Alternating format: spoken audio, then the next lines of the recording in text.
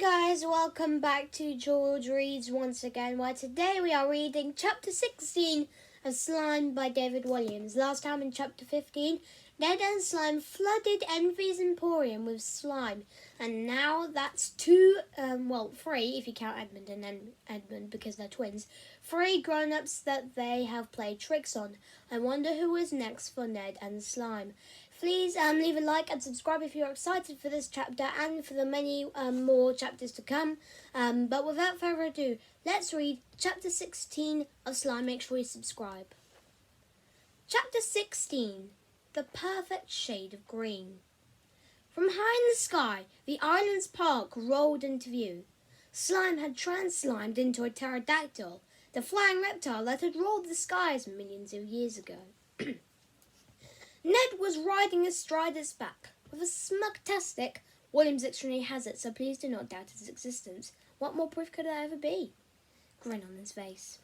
A pterodactyl darkening the sky must have been a terrifying sight for anyone below in the park.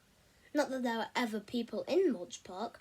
That is because the park keeper forbade it. Aunt Greta Greed had appointed the old soldier Captain Pride as the island's park keeper. The man took such great pride in his kingdom, or parkdom. I admit I did just make that word up. One to add to Volume 2 of the Mighty Walliams Dictionary, which already runs up to over 1 million pages. That nobody was ever allowed to go in. Keep off the grass is a sign you might see in a park. Keep off the path, less so. Keep off the park, never. There was no doubt that the park keeper kept the most perfect park, not just on the island, but in the whole world. The grass was an exact shade of green, not too brown, not too yellow, just green. If a blade of grass became in any way discoloured, Captain Pride would dangle himself over the lawn with his special Pride's tackle. This was a piece of apparatus that Captain Pride himself, ex-member of the Queen's Guard, had invented. It consisted of a winch, a harness, and a series of ropes and pulleys. Pride's tackle allowed the captain to dangle over the grass without touching it. Take a look.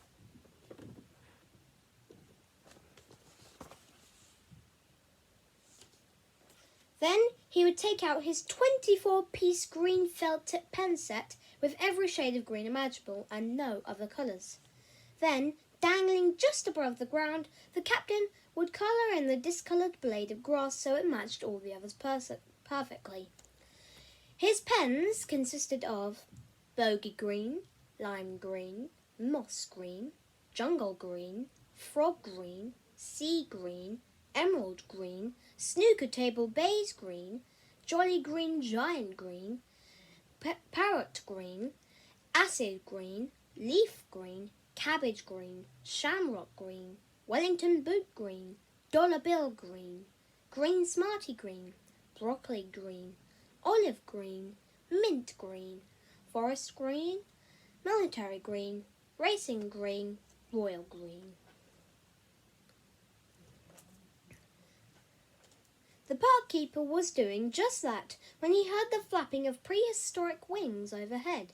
Flap, flap, flap. Of all the things the park keeper expected to see that day, a flying reptile was not one of them. In his army years, Captain Pride had witnessed many terrifying things while serving in the jungle. He had woken up to discover a python slowly digesting his right foot as he slept, been blasted in the bottom by a bazooka, tiptoed over stepping stones to cross a river, only to discover that they were actually snapping crocodiles, stumbled across a group of gorillas who were intent on playing kiss chase with him, been caught in a stampede of elephants, then marched around as flat as a pancake for weeks, looked in the mirror to shave his beard off, except on closer inspection it wasn't a beard. Oh no, it was a great big hairy caterpillar squatting on his chin. Yanked on what he thought was a toilet chain, only to find it was, in actual fact, the tail of a tiger. Put on his underpants only to discover they were crawling with cockroaches. Come face to face with a hungry hippopotamus, the creature burped with such force it blew him over. And most horrifying of all, opened the door of the wash tent only to be greeted by the sight of the old Major taking a bath. For goodness sake, Captain, knock next time. But Captain Pride had never ever seen a pterodactyl, which is understandable as they had gone extinct millions of years before. Let alone a pterodactyl made of slime with a boy riding on its back. "What the blazes!" he bawled. In his shock, his 24-piece green pen set tumbled to the ground. As he tried to snatch at his precious pens, he accidentally let go of the lever on his Pride's tackle. The rip spun through the apparatus. The next thing he knew, the captain found himself hoisted high into the air by his ankles. There he began swinging to and fro in a manner most unbecoming for a man of military bearing. Swish, swash, swish, swash. His head thumped a tree. His bottom slapped a rosebush. Then, horror upon horror, the slime pterodactyl, or slimodactyl, this has the Walliams Dictionary seal of approval, set its mighty feet down onto the park's lawn, its mighty claws digging into the grass. "No!" cried Captain Pride, swinging himself as hard as he could to set himself free from his tackle. This he did, although not without landing upside down in a hedge. "Oof! Can't you read the sign, you dinosaur?" Captain Pride hollered as he brushed off bits of his hedge off his blazer and smoothed down his moustache. "Keep off the grass!" The pterodactyl slimed back into being a blob.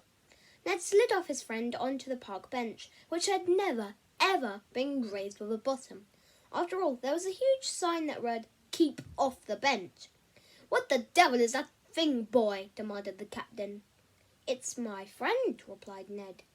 "I'm Slime," said Slime. He reached out a blobby hand for the man to shake. The man's nose wrinkled in disgust. From the bench, the boy looked down under his feet at the perfectly green grass.